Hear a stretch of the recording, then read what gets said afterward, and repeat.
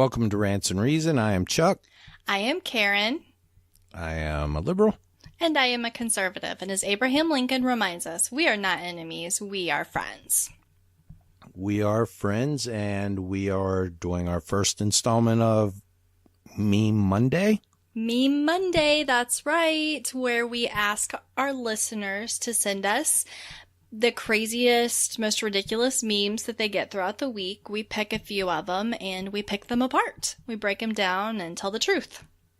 And show how you're being misled by things that look like they make sense, but they really don't. Exactly. And you have the first example for us, right? I do. It is a chart of federal spending. Okay. And on the graphic, it says, look closely at this chart of federal spending.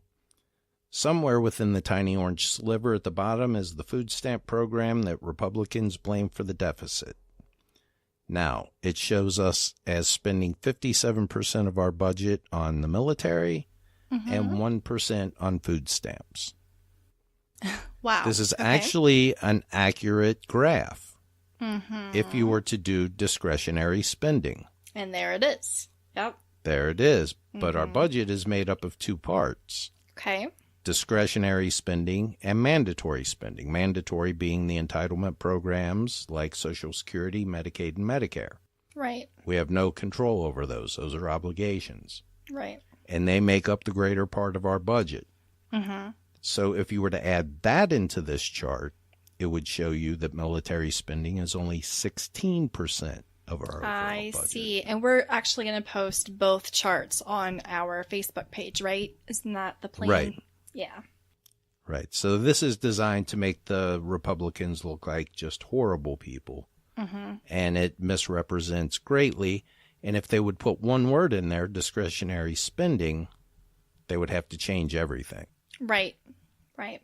It's crazy how manipulative things can be. Well, the meme that I chose made claims regarding Barack Obama's presidency. According to this particular meme, Barack Obama caused 8 years of war, the lowest economic growth in American history, a record number of mass shootings, record number of people on food stamps, record high health insurance costs, record high national debt, the worst rioting since 1967, and the highest poverty level in American history.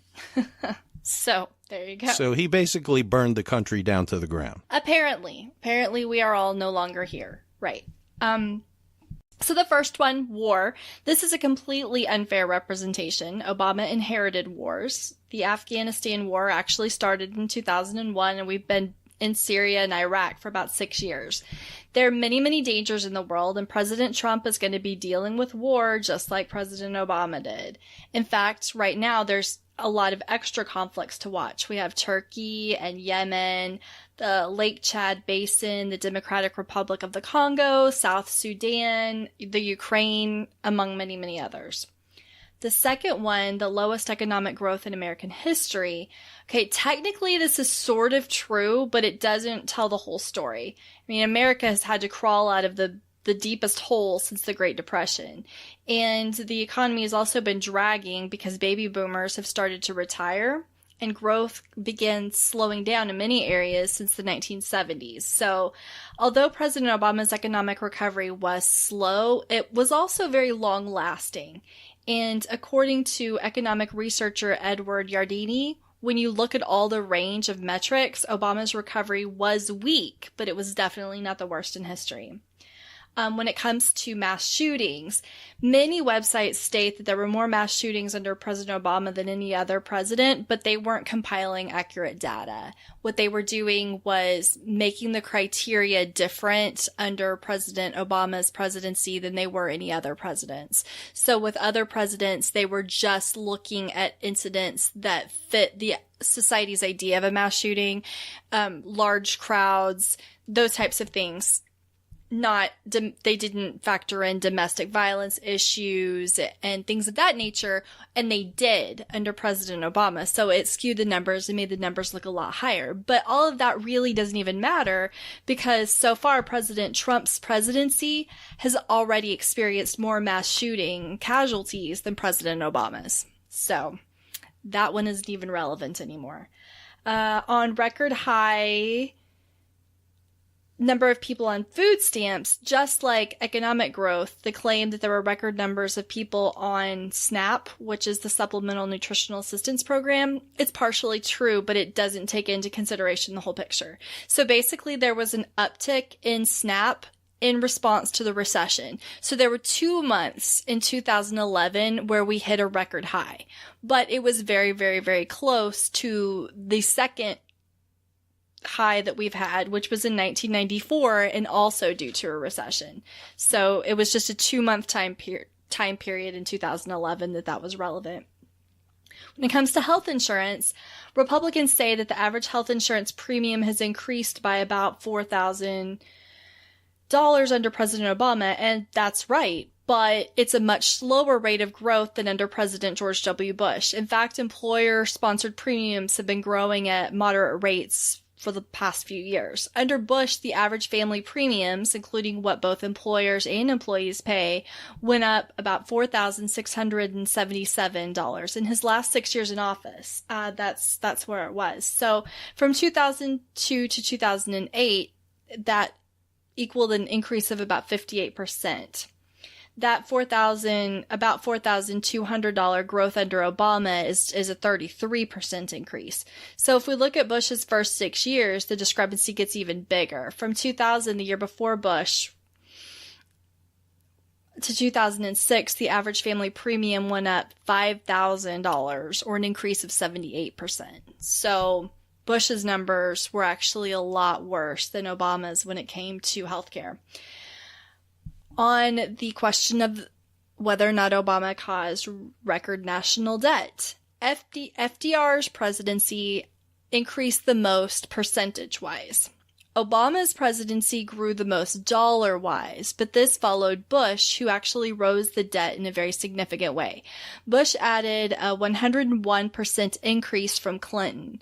Obama increased the spending 74% from Bush, and interestingly, Trump is projected to increase Obama's numbers by 41% when you look at his proposed 2019 budget. Overall, President Trump's proposed spending is very, very close to President Obama's. So their numbers are very, very close. So if you are thinking that his budget is going to be less than Obama's, you would be wrong. It's not going to help the deficit at all. The claim that America saw the worst riots since 1967 is just simply untrue. It is true that polling showed that race relations were at the weakest point that they had been since the 1992 Rodney King riots, but that does not mean that we've had the worst rioting under President Obama. What we did have was more media reporting of the riots that occurred. So the public perception was much, much worse, which is what led to the polling numbers showing that race relations were so strained. It had a lot to do with optics. Yeah, the media loves a riot. Yep, they sure do. When it comes to the question of poverty, the number of people in poverty rose, just not as fast as the population in general. In 2016, just over 40 million Americans were still living below the poverty line. Under George W. Bush, the number went up by more than 8 million, after going down by more than 6 million under Clinton. So, again, we're looking at something Bush started and Obama didn't exactly fix. So that's kind of what that situation showed. So obviously, yeah, we have an interesting chart. I'm sorry to interrupt. We have an interesting chart that shows the change in poverty rate over Obama's 8 years. The poverty rate actually went down. Right, and we're going to be showing that on the Facebook. It is really interesting how all of those, that so many of the facts in that meme, the alternative facts in that meme, had a grain of truth to them, but they were just highly manipulated. I think that's it's just crazy. Out of context. If they weren't put in their proper context. Exactly. You could say, yes, they're true, but in context, they're not really accurate. Exactly. And we're actually going to be talking about that on a future episode where the way we word in America, the way that in politics we word things a certain way, and we're going to be talking about all the different logical fallacies that are in speech and how to identify them so that when you see a meme, you'll be able to look at it and know exactly what was done to make that so manipulative. So I'm looking forward to that. I'm learning a lot when I'm looking at memes. I'm able to kind of immediately identify what is manipulative about that. So I'm definitely looking forward to that episode. So you want to share with us the last meme we have here? The last one was the one that bothered me the most, and Me it too. is a picture of Waco burning. Mm-hmm. And it said, when the federal government talks about protecting children from crazy people with guns, remember they think that surrounding the children and setting them on fire is an acceptable option. This is just crazy. This is just, why would you even have this? I don't. Well, it's of used course, by that's not what happened. It is used by pro-gun groups to instill fear into people that the Right. government's going to burn your children alive, so you better arm yourself to the teeth. But there's two real ironies in here, and it's that investigation after investigation showed that the Branch Davidians did, in fact, start the fires themselves. Right. That the government didn't do that. The other irony is they were armed to the teeth. Mm-hmm. I mean, they were more well-armed than any militia that you're going to find. They killed a number of ATF agents. Right, which is why... And it still didn't help them.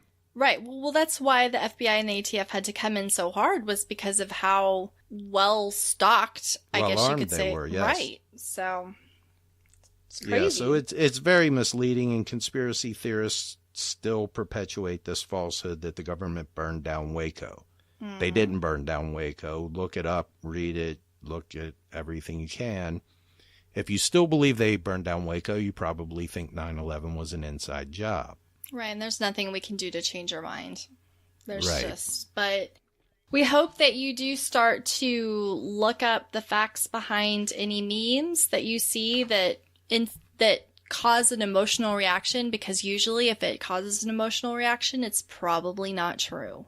So we want to thank every one of our listeners that submitted a meme to us. Do it again this week so we can break down a few more next week. And we just appreciate all of you listening. We would love for you to join us at our Facebook group. It's very interactive. We have a lot of people talking on there, and it's pretty cool. It's the Rants and Reason podcast group on Facebook. So we would love for you to find us there. You can follow us on Twitter at Rants Reason, and you can listen to us at Podbean, Stitcher, and iTunes. And you can find us on our website at rantsandreason.org. We appreciate all of you, and thank you for listening. Talk to you soon. Thanks. Bye. Bye.